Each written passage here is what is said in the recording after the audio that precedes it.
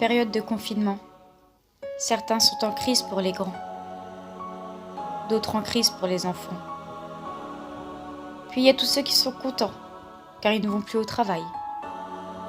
D'autres qui bossent avec la boule au ventre, par peur de mourir dans cette bataille. Puis il y a des cons qui font les inconscients, qui sortent en trouvant ça normal.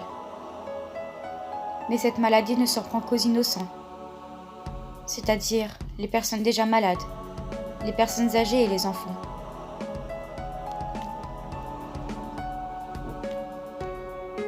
Il y a ceux qui sont dans la solitude, et ce confinement n'arrange pas cette incertitude.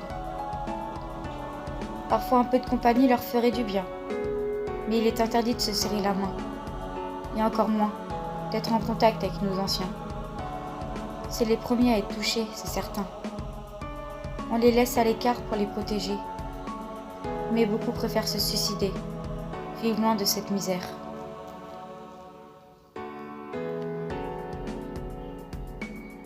Il y a tous nos héros qui aujourd'hui sont encore au boulot, c'est-à-dire les médecins et les infirmières, les gendarmes, policiers et caissières, ou même les éducateurs et pompiers, avec tous ceux que j'ai oubliés, qui assurent chaque jour notre sécurité, qui eux aussi pourraient l'attraper.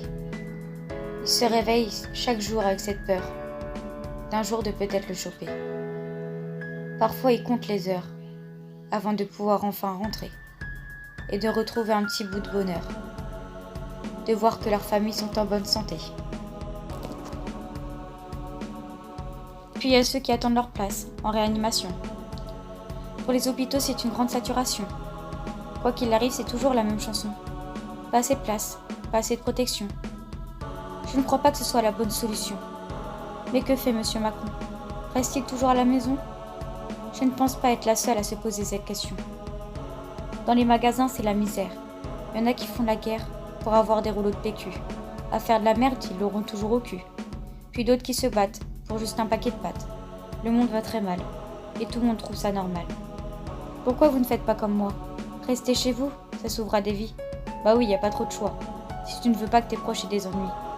En plus, le confinement, ça fait des économies. Tu manques à ta famille ou ton conjoint? Tu seras obligé d'attendre la fin. Donc faites comme moi, restez chez vous. Plus l'attente sera longue, plus les retrouvailles seront belles.